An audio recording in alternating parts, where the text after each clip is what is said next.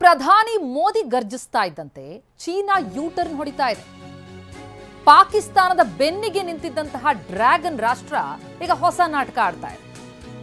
ಪಾಕ್ಗೆ ಶಸ್ತ್ರಾಸ್ತ್ರಗಳನ್ನ ಡ್ರೋನ್ಗಳನ್ನ ನಾವು ಪೂರೈಸ್ತಾ ಇಲ್ಲ ಅಂತ ಚೀನಾ ಹೇಳ್ತಾ ಇದೆ. ನಾವು ಪಾಕಿಸ್ತಾನಕ್ಕೆ ಸೇನೆಯನ್ನ ಕಳಿಸೋದಕ್ಕೆ ಸಿದ್ಧರಿಲ್ಲ.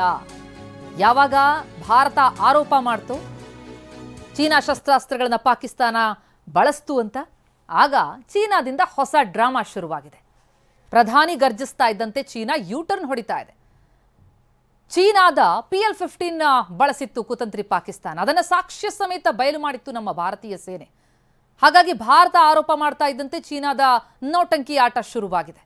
ಚೀನಾ ನಿರ್ಮಿತ PL-15 ಕ್ಷಿಪಣಿಯನ್ನ ಧ್ವಂಸ ಮಾಡಿದ್ದು, ಅದರ ಅವಶೇಷಗಳನ್ನು ಕೂಡ ದೃಶ್ಯ ಸಮೇತ ಸಾಕ್ಷಿ ಸಮೇತ ಜಗತ್ತಿನೆದುರು ತೆರೆದಿಡ್ತು ಭಾರತೀಯ ಸೇನೆ.